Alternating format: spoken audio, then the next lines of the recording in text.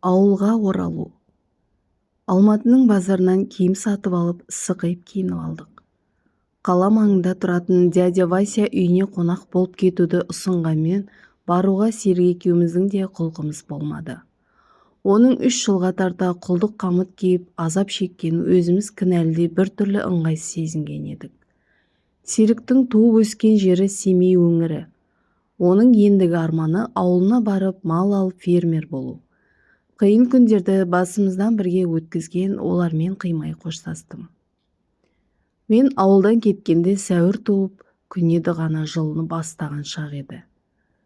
Қазір қараша, үстімде жылы күрте, қолымда үлкен жол сөмкесі бар. Оның іші толы туыстарыма алған базарлық. Ал түбінде салафан қалтаға салынған бір бума ақша мен алтын, күміс бұйымдар және бар. Мен ауылдамын. Жүзім жүдеу болса да, мол базарлықпен келген мені үйдегілер қуанышпен қарсы алды. Олар өзім ойлап тапқан ертегі әфсанаға құлай сенеді. Бұл ертегі әфсананың оқиғасы былай өрбиді.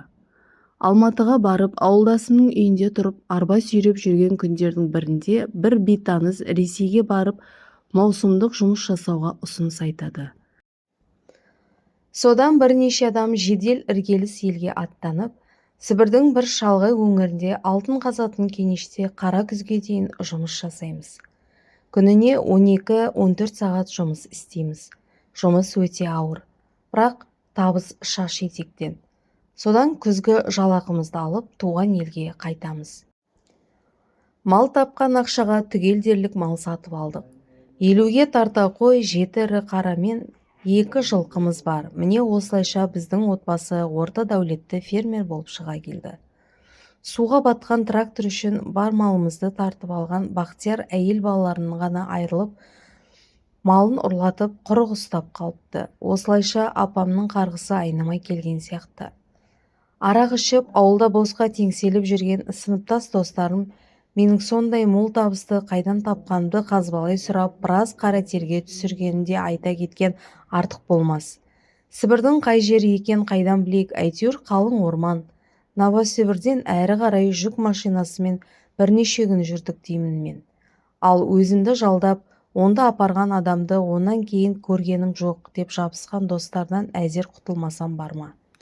Олар да бір жазда мен сияқты қырып ақша тауып, қарық болғылары келетін сияқты. Егер басымнан кешкенді айтсам, бәлесінен аулақ деп ата тондырып ала қашарын айдан анық. Тракторы суға кетіп, жұмыссыз қалған көкем енді малға шықты. Екеуміз малды кезектесіп бағамыз. Жүріп тұрған ескілеу бір Жигули сатып алдық. Жексенбі күні көкем сонымен базарға барып, сүт, қаймақ, май апарып сатып келеді. Табыс жаман емес. Апамның пенсиясымен жан баққан біздің ерніміз аққа тиіп, еңсеміз тәп-тәуір көтеріліп қалды. Артылған айран сүтті көршілерге де беріп тұрамыз. Апам мен көкем біраз уақыт мен туралы жұртқа жыр қылып айтып, алтын кеніште жұмыс істеп, ақшаны күреп тапқанды ауыздарының суы құрый әңгімелеп жүрді. Ауылға келгесін қайтадан дінге бет бұрдым. 5 уақыт намазымды қаза қылмаймын. Қосымбек атаға алғаш келген күні кіріп сәлем беріп шыққанмын. Ол қайда болдың, не істедің деп бір ауыз сұраған жоқ. Сол баяғы көп сөйлемейтін сабырлы, байыпты қалпы. Мен іштей басымнан кешкен жайларды түгел баяндауға оқталсам да батылым бармады. Қанша зұлым болса да, Орынбек те, Жамантай да, Қарағатын да адамның баласы ғой. Олардың мезгілсіз қазасына өзімнің себеп болғандығым, арам жолмен болса да, тіс тырнақтап жинаған ақшаларын тонап алғандығым, адамгершілікке де имандылыққа да жатпайтын күнәһар іс сияқты көрініп, ол жайында айтуға дәтім бармады. Мен жоқта ауылда бір қатар жаңалықтар болыпты. Ғашық болған сыныптас Күнсұлу 3 баласы мен әйелін тастаған Айболат ағайға тиіп алыпты.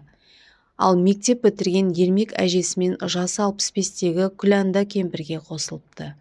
Жап-жас жігіттің мына қылығына түсінбеген жұрт есінен адасқан шығар деп сырттарынан неше түрлі өсек айтатын болыпты. Біреулер басын айналдырған десе, енді біреулер дуалап алған шығар деседі. Айтпақшы, Ауылға келгесін бірнеше күннен кейін түнде ескі қыстауда тұратын Еспергенмен тағы кездестім. Көптен бері көрмеген екеуміз қуана қауышып, біраз қауқылдастық. Мен басымнан кешкендерімді түгел жыр қылып айтып бердім. Ол болса аузын ашып, көзін жұмып таң-тамаша болып тыңдады. Ғажап екен, нағыз ертегі сияқты дейді тамсанып. Оның өмірі еш өзгермеген, сол баяғы қалпы. Түн болса ауылға келіп, үй-үйді жағалап өсек аяқ тагдайда немесе жұрттың жасырын жасап жатқан істерін аңдиды. Менің өсек аяңға онша құмартпайтынымды білсе де, ауылдың жаңалықтарын жыр қылып айтып біраз шырқады. Қыс бітіп көктем келді. Малымыз төлдеп, мал басы көбейіп жатыр. Соған орай жұмысымыз да көбейе түскен. Інім биыл мектеп бітіреді. Оның да оқуға онша құлқы жоқ. Көкем, мына мал бәрімізді асырауға жетеді. Егер дұрыстап бақсақ, бірнеше жылда мыңғырған бай болып шығамыз деп інімнің оқуға барғанынан гөрі үйде қалып мал баққанын қалайтын аңғартты. Мен бұрынғы әдетімді тастай алмай, түн болса тәнімнен шығып ауыл маңайын кезіп, өзімнің елес тәнімнің мүмкіндіктерін зерттеп, жаңа қасиеттерін ашып жатырмын. Енді ауыл маңына ғана емес, алысқа ұзап тіпті бір-екі рет Алматыға да барып қайттым. Елес тәнге оқтай ұшып жүздеген тіпті мыңдаған шақырым жерге ұшып бару түкке тұрмайды екен. Таяуда Есперген маған мұңын шақты. Ескі қыстаудағы бір сарынды өмір оны әбден жалықтырса керек. Оған қоса жан қинайтын түрлі азаптар жиілеп, соңғы кезде қатты қиналып кеткен сияқты. Әруақ болып ел кезген тірліктің ауыртпалығын еңсесін естісе керек, ол маған, сен Қосымбек молдадан сұрашы, әруақ болып қаңғып жүруден қалай құтылуға болады екен, деді бірде. Мен ертеңіне кешкілі Қосымбек атаның үйіне бардым. Содан жасырмай Есперген жайында айтып, оның сұра дегенін сұрадым. Сақалын таулап үнсіз біраз отырған Қосымбек молда бір кезде, ертең жұма ғой, қабірінің басына барып Құран оқиық, мүмкін жәрдемі тиер деді. Содан ертеңіне көкемнің ескі Жигулиіне отырып, Қосымбек молда екеуміз ауылдан 3 шақырымдай жердегі төбе басындағы Еспергеннің қабіріне келдік. Қосымбек молда зират басында отырып аяттарды бірінен соң бірін ұзақ оқыды. Сол күні кешкісін мен тағы да ескі қыстауға бардым. Бірақ неге екені белгісіз, Есперген жоқ болып шықты. Ауылға барып үй жағалап жүрген шығар деген ой келген. Дегенмен одан кейінгі күндерде де Еспергенді ескі қыстаудан көре алмадым. Бәлкім Қосымбек молданың оқыған аяттары көмектесіп, қабіріне байланған шығар деген ойға келдім. Анда-санда әжік-күжік әңгіме дүкен құрып, біраздан бері бауыр басып қалған одан айырылу ауырлау сияқты көрінгенмен, бір жағынан оның өзгелер сияқты қабірге байланып, қабірдегі өмірге көшкенін қуандым. Қанша өзімді өзім ақтау тырысқанмен, Бақтиярдың ақшасын ұрлағаным, Орынбек пен Жамантайды және Қарақатынды өлтіргенім, ақшаларын алып кеткенім жаныма маза таптырмай қатты қинайтын. Алғашында ондай ойлар онша мазамды алмаса, кейін келе жанымды қинап маза таптырмайтын болды. Бәлкім бұл күнде намаз оқып, ораза ұстап, дінге шындап көңіл бөлгендіктен келген иман қасиеттің бойыма орнығуының әсері ма екен, кім білсін. Мен көп ойландым. Ақыры бір шешімге келіп, еңсемді езген ауыртпалықтан түбегейлі құтылуға бел байладым.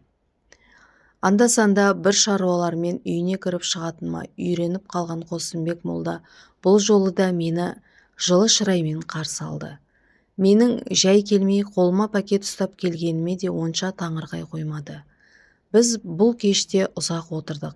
Мен Бақтиярға байланысты оқиғаны да, одан кейінгі құлдыққа сатылып, одан қашып құтылғаным жайындағы ұзын сонар әңгіменде еш бүкпесіз түгел баяндап бердім.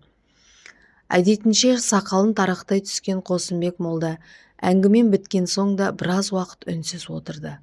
Содан кейін бәрі Алланың еркіндігі іс. Бұл дүниенің сырын адам біліп болмайды. Неге біреу жақсы, неге біреу зұлым, неге біреуі иманды, неге біреу кәпір болады. Бәрінің сыры жалғыз Аллаға ғана аян деді. Ата, дедім мен бір кезде, бар ерік-жігерімді бойыма жинап, мында Бақтиярдан алған ақша бар. Осыны сізге берсем деймін. Ауылда мешіт жоқ, осыған мешіт салдырсақ қайтеді? Ол ақшаны алмай, ойлаған қалпы бір қыдырау уақыт үнсіз отырды. Содан кейін бұның да жөні шығар, бұл ақшаны Бақтиярға қайтарып берсең, ұры атанасың, әрі оған ақша енді игілікті әкелмес. Мешіт салса, ауыл адамдары намаз оқып, имандылық жолына түсуі мүмкін деді. Мен Қосымбек атаның үйінен бойымдағы ауыр жүктен айырылғандай, өзімді сергек қуанық сезініп шықтым. Көптен бері еңсемді езген ауыртпалықтан арылып, моншадан шыққандай жеңіл сергек көңіл күйдемін. Биыл көктем ерте шықты. Сәуірдің ортасы болса да, май тоңғысыз жылы. Үйге кірмей, ауылдағы өз қолыммен жасаған ағаш орындықта ұзақ отырдым. Аспанда мың сан жұлдыздар жымыңдайды. Солардың арасында менің де жұлдызым бар шығар деген ой келді. Жұлдызым жоғары деген әлдекіммен естіген сөзді қайталай бердім. Иә, ұмытып барады екенмін. Бүгін менің туған күнім екен ғой. Жасым 20-ға толды. Бірақ мен өзімді жас жігіт емес, 80-ге келген, өмірді көріп әбден қалжыраған шалдай сезінетін сияқтымын. Мен шынында да өте көп нәрсені көрдім. Ет пен сүйектен жаратылған тәніммен күнделікті өмірден көріп жүргендерім өз алдына тәніммен шыға елес тәнмен әлемді кезген сәттерімді көріп, куәсі болған жайлар қаншама. Олардың бәрін жазсаң бірнеше қалың кітапта сияр еді. Сондай қалың кітаптарға жүк болар шытырман оқиғаларға толы өмірім жолы кинолентасындай ақырындап көз алдынан өтіп жатыр. Алыстағы жымыңдаған сансыз жұлдыздарға қарап тылсым ойларға берілемін. Бәлкім, сол жұлдыздарды да мен сияқты ет пен сүйектен жаратылған сансыз жандар өмір сүріп жатқан болар.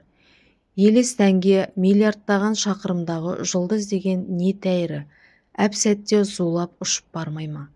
Осындай ойдан өзім шошып кеттім. Мен түрлі әрекеттерге жетелейтін осындай әуесқой ойлар еді. Кім білсін, күндердің күнде елес тәнімен алыс жұлдыздарға да сапар шегетін жағдайда болар бәлкім. Көрші Серікбайдың есегі ақырды. Осы үн мен көктен жерге қайта түсіргендей өзімнің қайда отырғаным есіме түсті. Қой, демалайын. Ертең ерте тұрып мал жаюға барамын. Қош бол менің өмірімнің 20-ші көктемі, деймін іштей күбірлеп. Алда ұзақ өмір жолы. 20 жылда көргендерім аз емес. Алда енді не күтіп тұр, оны Алла біледі. Жә, бір өз уақытында өзі ретімен болады. Бұл менің Қосымбек атаның діни пәлсапасының әсерінен туған өз ой түсінігім.